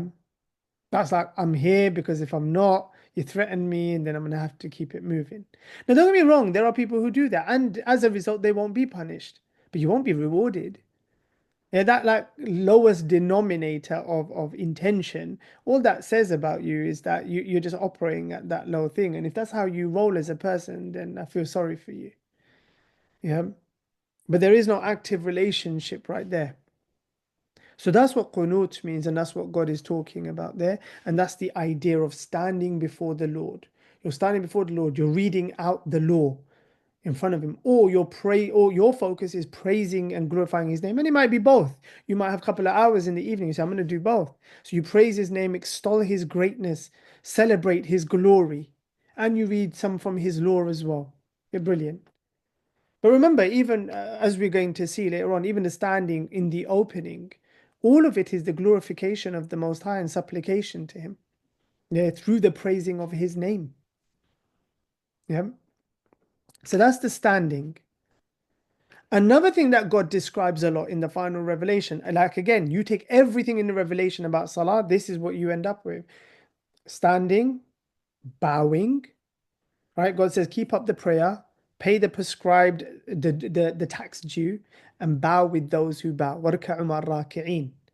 And even there, God is speaking to the Israelites, saying, join Muhammad, uphold Salah, yeah, that you lot have always had, uphold the Sadaqah that you lot have always had, وَارْكَعُوا مَعَ, and bow with those who bow.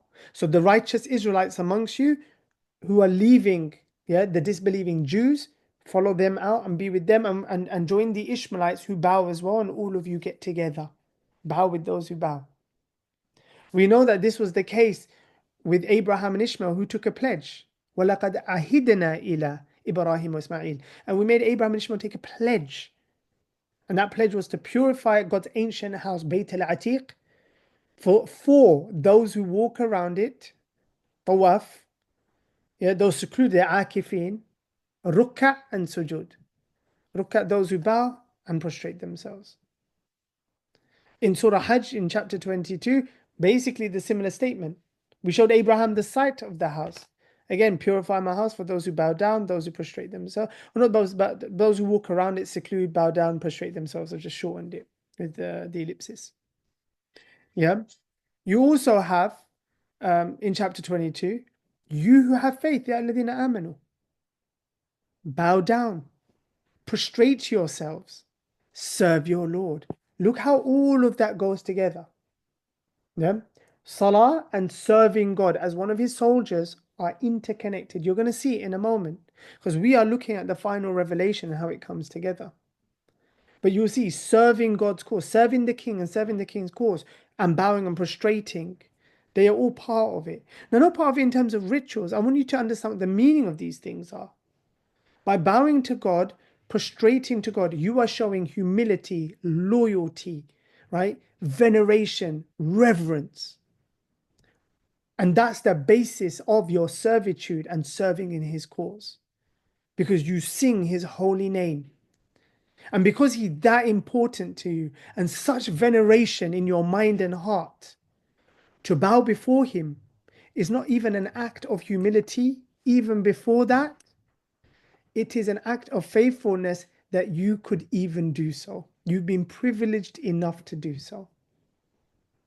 Yeah, because to you, it's like when you speak to someone famous, the mere fact they're talking to you, you feel privileged. So the mere fact that you get to stand and bow to God and he acknowledges this prostration is a privilege. To get that time from the creator of the cosmos, privilege. And God tells you, have faith, bow down, prostrate yourself, serve your Lord. Yeah, and I'm going to talk about service in a short while. And do good. وَفْعَلُوا الْخَيْرَ. Do good. And of course, here, khair, doing good, is maintaining the order, God's order on earth. The way God wants life to be for humans, so everybody can have a chance to succeed. God tells the faithful who repent, who worship, who praise their Lord, who fast, who bow down, who prostrate themselves. In Surah Tawbah. Yeah, this is how God describes them. And we've seen this bowing. When God refers to bowing, he talks about Mary. See, look this is not a Muslim book. Like Mary's part of the conversation right here. Yeah, Mary, be devout. Uqnuti. So here where God said, you lot, yeah, not here, sorry, in Salah, was it here? Yeah, stand before God in devotion. God told her, be devout. Qunut, Mary, you be down, loyal for God. Yeah, and uqnut, the difference between uqnut and uqnuti is just the feminine. Yeah. So God said, so I'm just grabbing my charger. So God said to her as well to be that way inclined. Prostrate yourself and bow with those who bow. Obviously, with Zechariah and the righteous in the temple of Solomon. And then you have prostration. And what you find is, if you look there, bowing and prostrating come together. Who bow down, prostrate. Yeah, here, who bow down, prostrate themselves. Bow down, prostrate. Here, right? Here, bow down, prostrate. Because they're both actions that you do to an authority and a sovereign. They are key physical representations, symbolic representations of humility and reverence to a sovereign or an entity of authority. And God talks about prostration. They fall down in prostration, weeping, and it increases them in humility. Who does? This verse is about the righteous Israelites, the prophets of the Israelites, the righteous. They fall down in prostration, weeping, and it increases them in humility. God talks about the angels. Those who are with your Lord are never too proud to serve him. They glorify him and prostrate before him. So it is a symbol of humility before the supreme king. Yeah, and serving him. We saw this verse already with Abraham. It is part, God references prostration as the ways of Abraham before. We see in this verse as well. You believe? Bow down. Those of you who have faith, prostrate yourself, serve your Lord. We've seen this as well. That's their characteristic. We saw it here as well. Mary, prostrate yourself in worship and bow with those who bow. So what God shows us is these are aspects of Salah, but Salah is made up of standing, bowing, yeah, prostrating, He also tells us that it's about kneeling. Yeah. So between prostrations, yeah, in the Ishmaelite standardization, yeah, what's known in Arabic as the qu'ud or the julus, right? And the final julus, the final it's mistranslated as sitting in the tashahhud, but it is actually kneeling. And the ancients have been kneeling. The reason I have these different images is so you can see that it's kneeling. Have you ever wondered why your toes are meant to be on the ground? Because that's a really uncomfortable way of sitting for most people, right? Why are the toes up like that? Yeah.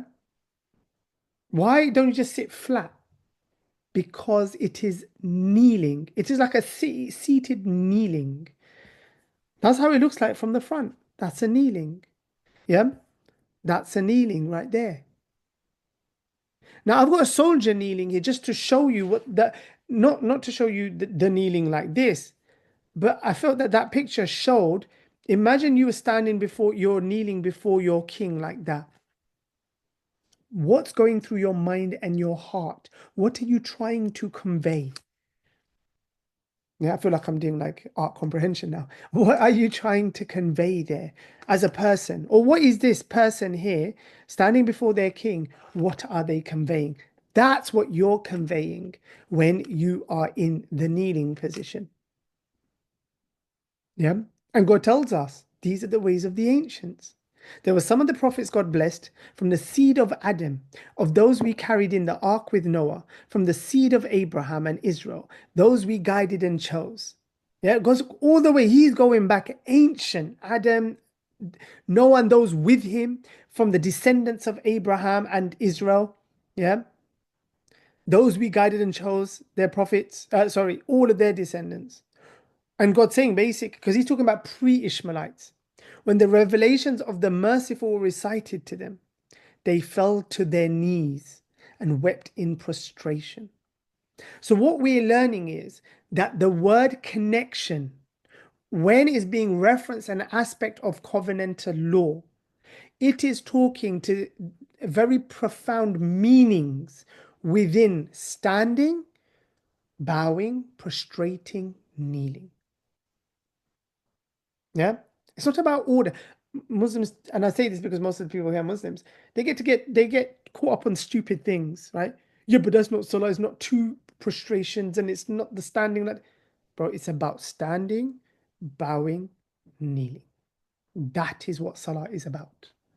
When someone talks about completion or perfection of salah, they mean the perfection in the sense that we're talking about today, bringing the praise and proclamations, the feelings.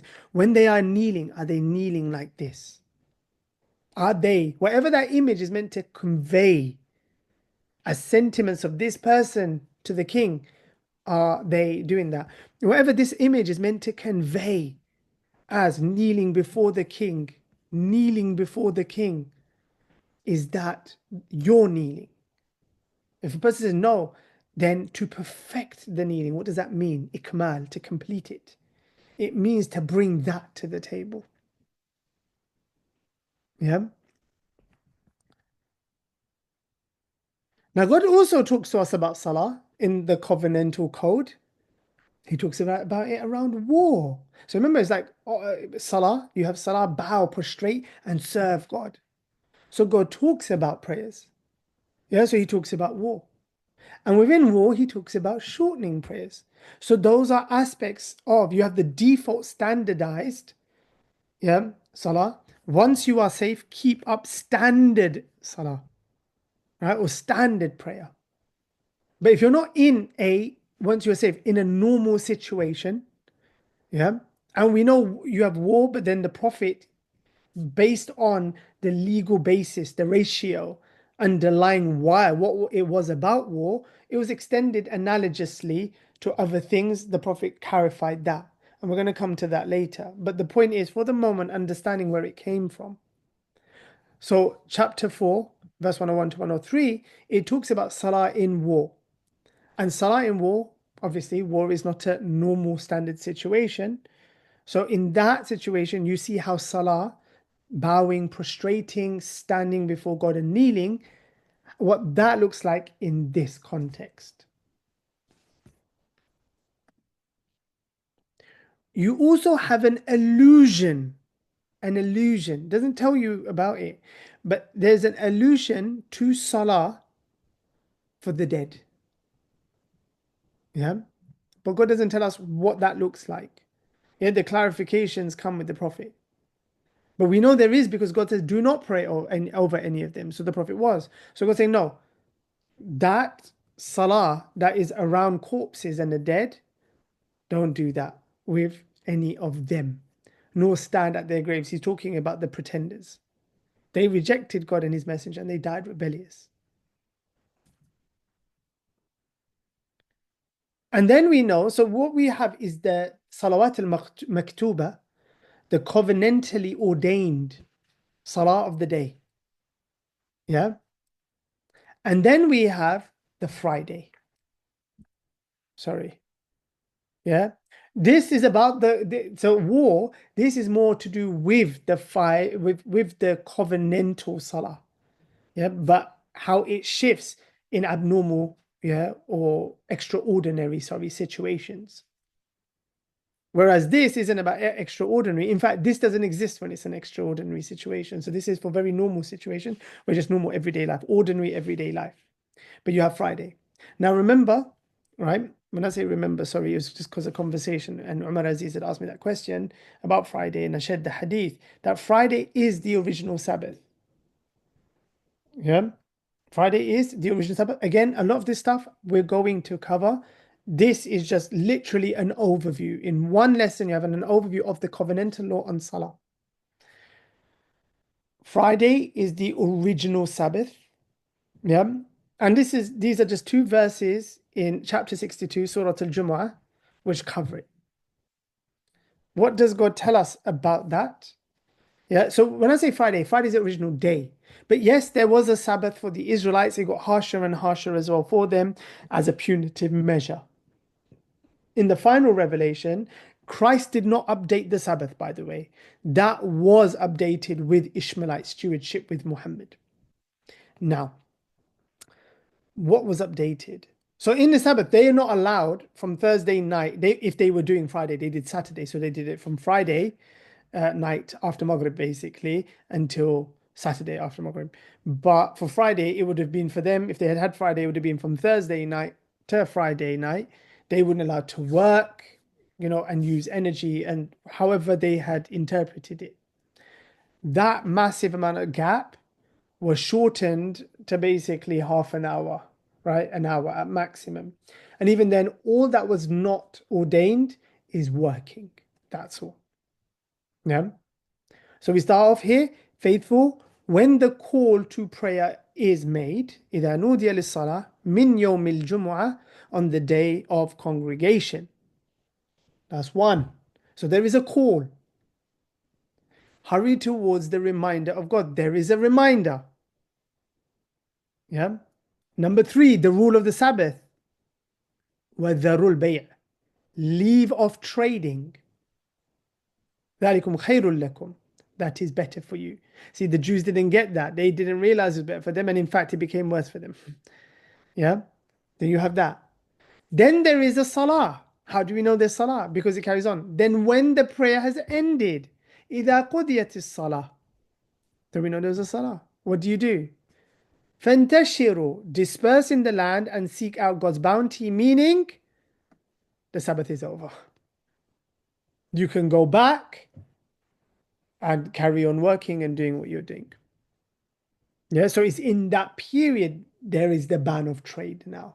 Not the whole day, just in that period. And of course, it'll be subjective. So if you live in an area where the congregation meets at 1 o'clock to 1:30, then it's going to be 1 to 1:30. And if one day it's 1 to 1:45, then it will be 1 to 1:45 that day.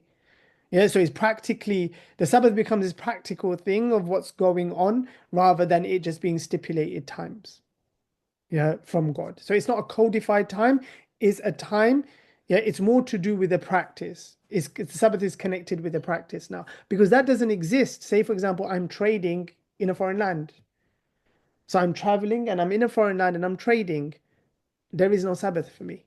So Sabbath now becomes something that is very, very much connected, yeah, to being in an ordinary situation at home in normal everyday life. And that's only if you live around other believers and you live in a community. There are, when it says the congregation, who is the congregation? We're going to be discussing that later as well.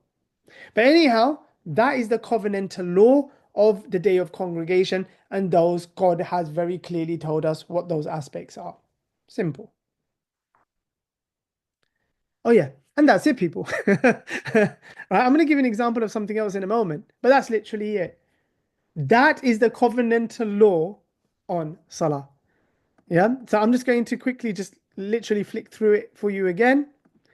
Purification, which is mind, ablution, bath, tayammum. Yeah, the time periods that God has given us, they're ordained, and then there you go. And it's within that period of time that you offer this connection. Yeah, if you're in a group, a call is made. Yeah, and there is a direction in which you stand before God. Now, what does Salah consist of?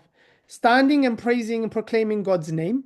Yeah, as we saw here, where I put it in yellow here. Celebrate the praise of your Lord, proclaim his praise.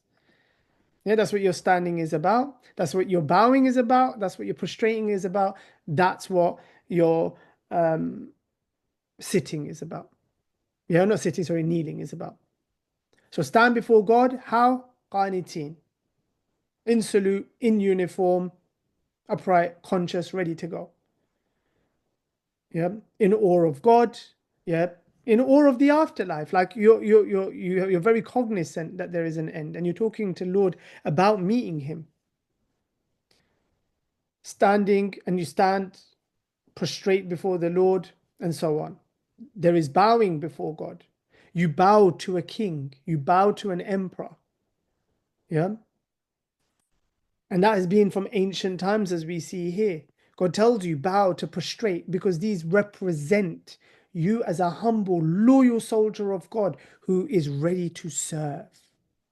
Yeah. You serve, to the delight of the king and at the service of the king. Whether you're a man, whether you're a woman, whether you're a group. It's also made up of prostration, to fall down in full humility. Yeah. Everyone, and it's a sign of humility because God says even the angels, the malaika or the malak, they glorify him and prostrate before him. They are not too proud to serve him. Serve God, do good. You bow and prostrate, show your humility, your reverence, your veneration. You kneel before God, like I said, to convey this image, to convey this, to convey this. What does that image convey? What does this image convey? Who would you do that to? What might you be saying when you're doing it? What are you saying? What are you, when I say saying, not literally what you're saying, but what does that position say? What's going through your heart, mind of somebody who's sitting like that? When the prophets of old and the ancient righteous fell to their knees, what were they doing? They were giving up before the king, complete vulnerability. Then God talks about how that's to be adapted in extraordinary scenarios, situations. That there is also for commending the righteous back to God. There is also a way of doing so and calling and connecting to God as you pass that person back. Yeah. So that's the Salah. And then so you have the five covenantally ordained. They're part of the covenant. And then you have the Friday, which is part of the covenant, the congregational one. And that, people, is all there is. Now you can say, what about? It's going to go back to Tahara. Is it there? No. Then there is no what about. Yeah. Now, yes, there are good practices. So an example, someone might say, okay, what about the eclipse prayer? Yeah, I've read that the final messenger of God, he performed it. He had people with him. They all had the eclipse prayer, Salat al-Kusuf. That's not part of the covenant. It's good practice. Where did that good practice come from? Chapter 41.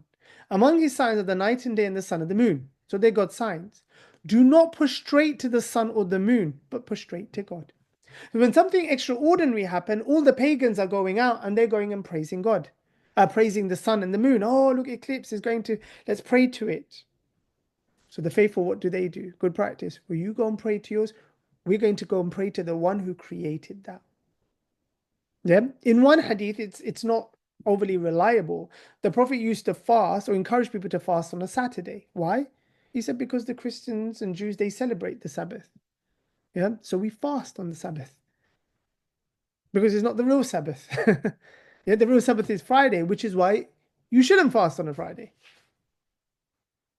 So it's a matter of good practice to distinguish the Abrahamic restoration and to distinguish a person, like the person to distinguish themselves and the righteous community, yeah, of Abrahamic monotheists, of Hunafa, in order to distinguish those who left it and abandoned it, to distinguish themselves from that. Again, here, this is to distinguish oneself from the polytheists and pagans who live under God's kingdom. We all do together. Yet these fools of our relatives, children of Adam, they went and started worshipping the cloud and the moon and the sun. So we're like, Lord, look what they've gone to do because they just saw something they don't see every day. But we serve you. It's not part of the covenant, but it's good practice to show fealty. So then somebody will ask, and this is where we wrap up, people. How comes God hasn't told us everything in the final revelation about Salah? Yeah? How comes it's left to the hadith? See, you're asking a Muslim question. Salah did not go missing. It did not start 1400 years ago. For now, God to come along and give a full description. There was no need. The Prophet's not even given a full description. Where he's teaching pagans who didn't know any better. Yeah, he says to them, Sallu kama ra'aytumuni usalli. So salli as you see me sallying. Just follow up. Those of you who know, but you're not sure what to do here. Because remember, the language has changed as well. So it's like, okay, it was said in Hebrew. I don't know Hebrew. So how do I say it in my language? This is the irony of ironies. I'm sure it's registering with you. But the irony is like, this was in Hebrew. These are the ancient ways. So how do I say it in my language now? So the Prophet's like, okay, say this. Yeah? The Hashem, the Barachut Hashem is said in Arabic in nearly exactly the same way. Yeah, in the beginning of Salah. But obviously, if you don't know Hebrew, then and you're going to now say in Arabic, you're going to ask your teacher, how would I say that in my own language? Lisan Arabiyyin mubinin. Yeah, just clear language in my language. How am I going to say that? So you say, okay, you do it like this. The standing, I get the standing, but could you just show me how I'm meant to stand? I don't want to lean in X, Y, Z. Okay, yeah, look, I'll just show you light work. Yeah. Sometimes you be with other black belts, for example, in jiu-jitsu. Yeah, in grappling, you be with another black belt and they say, yeah, they do X, Y, Z. You said, just show me. So that you don't know. Yeah, you've been pulling that same move for a decade. But you're interested like how that person is doing it and just saying, okay, how you doing that? And the person might say, yeah, I found a more effective way of doing it. Oh, show me. I know what an armbar is, but maybe you have an effective way of doing it. So I'm interested to see. And I'm going to take it. If it's more effective, 100% I'm taking it. Yeah. So the reason there's no full description is because it never went missing in the first place. The Ishmaelites were doing it. If you've read the article, yeah, I wrote about it in the article, the Ishmaelites had Salah. Yeah, if you look at Tariq al-Tashri', we say in Arabic, the law, the history of legislation within the later Ishmaelite period, in the beginning, people were offering 2 units of prayer. That's long before God said any of this. Who taught them? People knew because it was part of Hanifiyah. So they had standing, they had bowing, they had prostration, and they had kneeling. It wasn't something that was lost in their tradition. They knew about it. And the Israelites, they all had Salah as well. So where God's talking about Salah, He's just encouraging them to do what they were doing before. It's nothing new. And you see it right here in chapter 48, verse 29. Muhammadun Rasulullah. Muhammad is the messenger of God. Those who follow him, yeah, who are with him, they are harsh against the enemy, but they're compassionate towards one another. You see them kneeling and prostrating. They seek God's bounty and His pleasure, and so on. This is how they are pictured in the Torah and the Gospel. So it's not like this came out of nowhere. This is new. The reason God doesn't go on about it is because it's always been there. It's like God having to explain what sovereignty is. He doesn't, if you noticed. He just says you should be acknowledging God's sovereignty. He doesn't go into the details of it because he doesn't need to, because it's been around since time immemorial. So in the same way, Salah has always been around. That's why there was no need to describe it. God's just telling them to uphold it. Yeah. It's like saying, it's like me saying, you know what, you're training, you should be eating as much chicken as you can because it's high in protein, chicken breast, and so on. I don't need to go into what a chicken is. You know, you've been eating chicken. I'm just making a particular point about why you might want to increase your intake to up your protein. That's all. So God says, you see them kneeling, you see the companions, the apostles of Muhammad kneeling and prostrating, and this is how they've always been pictured. Not they as in them. This is how the apostles, prophets, the soldiers of God have always been pictured in the Torah and the Gospel. It's like a seed that puts forth its shoot, becomes strong, grows thick, and rises on its stem. This is telling you what's the purpose of this? This, to serve God. This is what they do, and it's this that creates that strength. And God says this. What He says this to the Israelites in chapter 2 at the beginning. وَاسْتَعِينُوا بِالصَّبْرِ وَالصَّلَاةِ, and seek God's aid to upholding the covenant, Israelites. Yeah, you new Israelites, with salah and perseverance. وَإِنَّهَا لَكَبِيرَةٌ, but it is weighty, it is heavy, it's big. إِلَّا عَلَى الْخَاشِعِينَ, except on those who have true reverence and veneration for God. And then God in that service, salah, as I was saying, remember salah and service to God and repelling the enemy. So God infuriates the disbelievers through them. Now the primary audience is the Arabian Jews and by extension the Nasara as well as the Ishmaelites and by extension the other Arabian Semites, the Joktaanites and so on. They all had salah. So when people are, oh yeah, but it doesn't tell you that's why you need this. Well, actually, no. The reason it doesn't mention it is a bit like khimar in the final revelation. The khimar, God doesn't say to any woman, go and do a khimar, go and wear a khimar. Doesn't have to. Because the khimar goes back to the tradition of Abraham. So God references something that's already part of the tradition and just says, and draw your khumurihinna ala juyubihinna. Make sure they're just covering the slit over there so they're not showing cleavage. Because it's already part of it. But you see, if Islam started 1400 years ago, you'd be like, yeah, you just started at the beginning. How are you not explaining this? That shows the final revelation doesn't tell us what we need to know. Yeah, it is incomplete. It's like, no, bro, you just followed the wrong religion. You're just following something completely different. And here we have the scripturally unlettered prophet in a way that God is talking. This is just to bring it back together and all together, because God talks about Moses and Salah, where Moses and Muhammad are just part of the same tradition in the conversation. In verse 155 to 159 of Surah Al-A'raf, chapter 7. Moses chose from his people 70 men for our appointment. And when they were seized by trembling, we prayed, we turned to you. Yeah, he prayed, we turn to you, and so on, we turn to you. God said, I bring my punishment of will, my mercy encompasses all things. I shall ordain my mercy for those who are conscious of God and pay the zakah, who have faith in our revelation, in what we send down, who follow Muhammad, the messenger, the scripturally unlettered prophet that they find described in the Torah that is with them and in the gospel, who commands them right, forbids them wrong, makes good things lawful for them and bad things unlawful. So he just tells them, don't do that. God doesn't want that. He relieves them of their burdens. He removes the punitive punishments the Israelites had and the iron collars that were on them. Yeah, it was really hard to move in their religion. So it is those who acknowledge him, honor him and help him, and follow the light which has been sent down with him as it was sent down before him, the light of the Torah, who will succeed.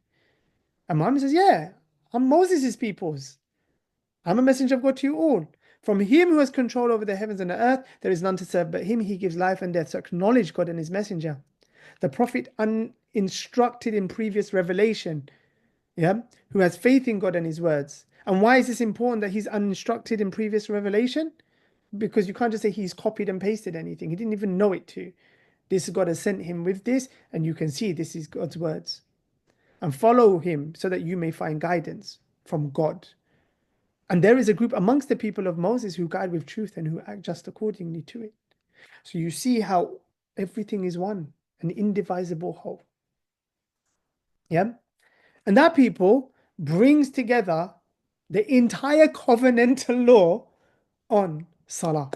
Now, what we're going to do is spend 1 week where we're going to unpick some things, talk more from the philosophical aspect of it, and then we're going to go into Umdat al-Ahkam and see some of the prophetic clarifications of this, as well as some additional good practices. So people will say, for example, what about supererogatory prayers and so on? Clearly, it's not covenantal. It's not covenantal law, right? There is around that good practice. Sometimes it can actually be bad practice. We'll be unpicking that, right? There'll be other things like I gave you an example of eclipse. Yeah, so you have the eclipse prayer. Again, good practice, but it's situational and circumstantial. Um, the same with rain. Yeah, there are allusions to it in the final revelation, but not as a covenantal practice, like you need to go and do this. Yeah, but God, it's more kind of sentiment where Salah responds to a sentiment. Salatul Istisqa, sorry. The Salah of rain responds to that sentiment. But again, the prayers that we talk about are not Muslim prayers, they're not Arab prayers. These are ancient prayers that have existed for tens of thousands of years, people. I don't, I really, I think it's so powerful and so awe-inspiring to understand that it is literally the ways of the ancients of tens of thousands of years. There's nothing Muslim about it. There's nothing Arab about it. There's nothing even Jew about it. Long before all of them. And it has been exactly the same thing. The standing, the bowing, the prostrating, and the kneeling before the Lord of the cosmos, creator of everything. That exists.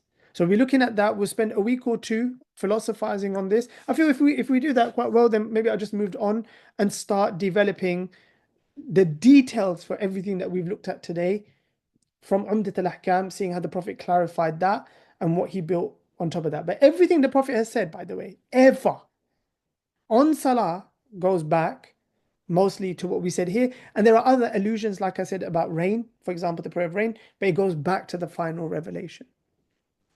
Yes, Umar. Salam, Sheikh. Thank you for that. I was very concise. I had a question. Given the history of Salah and how it goes back to ancient times and thousands of years and so on and so forth, when the Prophet was actually like prior to receiving revelation, prior to actually becoming a prophet, are there any records suggesting that he was engaging in any of these types of practices as a Hanif? Because all of the historical Sirah type records that I've previously read, So we they said, just talk about, what are we talking about here? You mean Salah? yeah, exactly, yeah. Yeah. See, Umar, I know you didn't listen. You didn't read my article. I haven't read all the articles yet. Ah, yeah, I It's talked on my about list, on my list. yeah. So it's in the article. It's recorded by Ibn Hisham and others that the early Hunafa, they all had Salah. Okay, so when people because typically in Sirah that I've read in the past, it talks about him going into the mountains to meditate, No, no, is no, the usually the way people. it's translated. So, for example, the Prophet, you had like what's his name? Zayd ibn Amr ibn Nufail. Yeah, this is before the Prophet's time. They used to have Salah, units of prayer in Salah. Yeah, and then there was a narration as well that Ali walked in, and the Prophet and Khadija were in Salah. Okay. So when he used to go to the mountains, would he be doing Salah at that point, or was he just in contemplation at that No, point? We don't Salah. know. No, it would So be. it was Salah. Yeah, yeah, Hanifiya. Obviously, there's contemplation because that's i'tikaf, right? Like what the Mm. time is for, al-akifin. But when you got 365 idols around it, it Yeah, doesn't feel like exactly. a place to like of contemplation and seclusion, unfortunately. So he used to go off to Hira in order to get that seclusion that he was looking for and that moment of quietness and thought. So it might have been, it was probably a mix of both, like contemplation and I don't Salah think when he was. it's formulaic like that. It's like if Umar, like you're gonna go for seclusion, you want to be secluded. So I'm Mm. gonna seclude myself. Yeah, but what you gonna do? Do what I feel like doing, bro. The point is Yeah, seclusion. I might offer some salah. I might read a book. I might read Quran. I might just sit there and think. I might praise God's name. I'm gonna do my thing. But I'll if you read the think that articles. Okay, amongst the things that would be going on, yeah, 100%. okay, cool. Thank you. You're welcome. Shabal?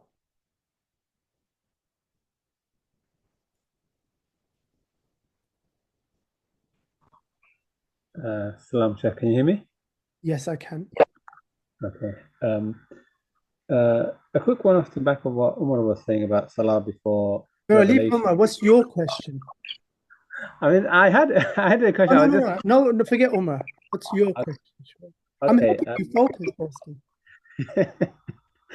Um, I didn't quite understand the link between 4137 and the eclipse. You know, you had on the slide you had Don't verse. worry about that. That's not covenantal law.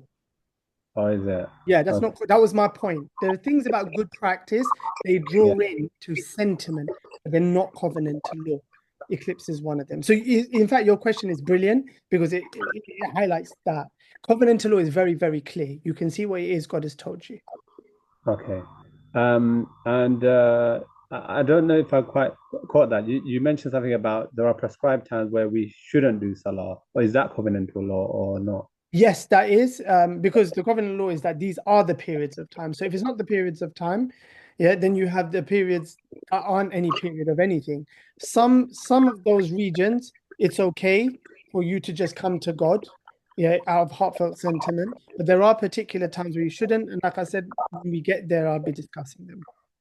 Okay. Because okay, we'll get there. Because just because when I read verse 4137, I'm thinking, well, if we're not prostrated to the Son and we're prostrated to God, why is there a specific time where we shouldn't pray?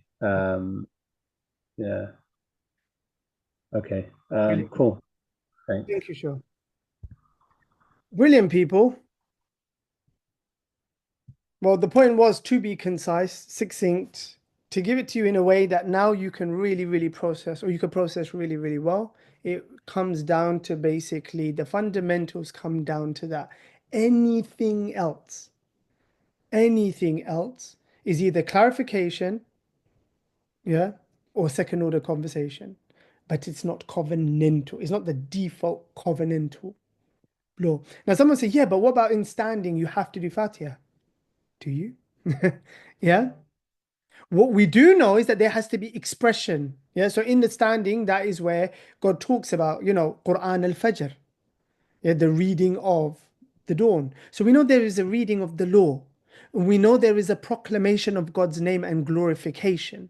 And we know that within a standing position is an aspect of that connection to God, as has been the culture for thousands of years. So we know that's the underlying premise and that. So say, for example, you got the final revelation of God and you said, okay, cool, there's standing, there's bowing, there's prostrating, and there's kneeling.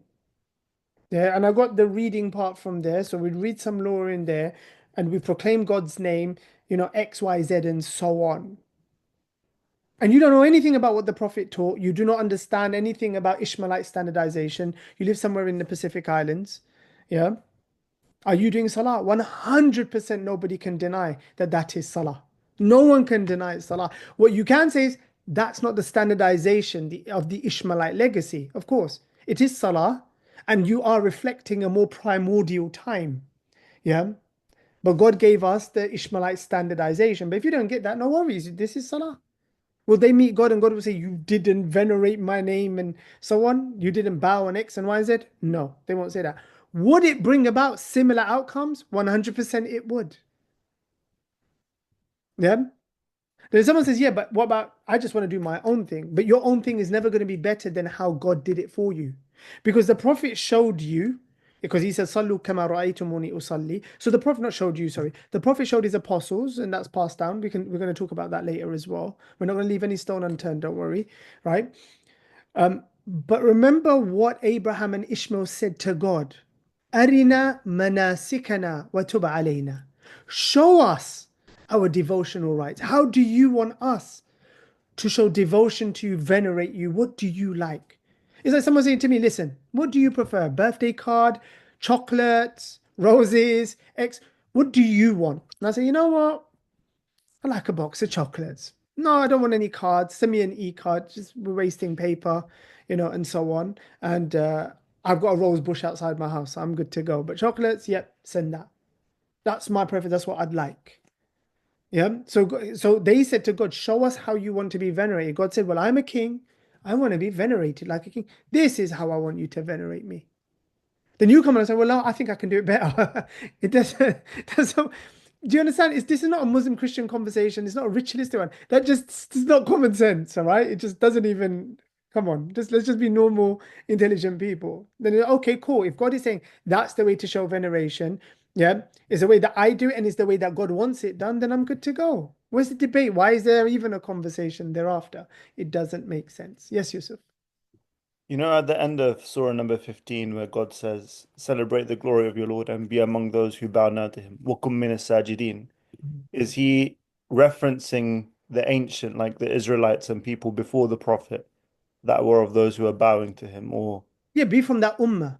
okay, Yeah, from Ummah Wahida that he talks about in Surah Al-Anbiya, yeah, where he says, this is your community. So it talks about those people from that community with you right now, yeah, and join the tradition, yeah, me and the sunnah of the people of old. Because God tells us in chapter 4, يُرِيدُ أَن يَهْدِيَكُمْ سُنَنَ الَّذِينَ مِن قَبْلِكُم. He wants to guide you to the traditions, the ways of the ancients before you. okay, cool. Yeah. That verse makes so much more sense now, having gone through all of this Salah thing than it previously did. Mhm. Yeah, Cool. thanks. But sometimes I think even the word salah is a problem for non-people who do not speak Arabic fluently, as in where you're not speaking Arabic every day as your native language. I think it's a problem because once again, things become overly ritualized. Where somebody just calls it ancient prayer. Ancient from when? Ancient from Adam. And right? And Enosh and Noah and those in the boat with Noah, right? And they came off, and Abraham and his seed and Isaac and the Israelites. This is exactly with them, Jesus in the Garden of Gethsemane, yeah, with all of them. And Ezra in Yahud Medinata, when they returned from Babylonian exile, they stood Amida, Qiyam. We're just using Semitic words, but these are the ways of ancients of thousands, if not tens of thousands of years. These are the paths that we take. Yeah, but do you do namaz though? No, I don't. I really don't. I have ancient prayer. I don't even know what you guys are doing, to be honest. Yeah, but we've got a prayer called Salah. Brilliant. I salli.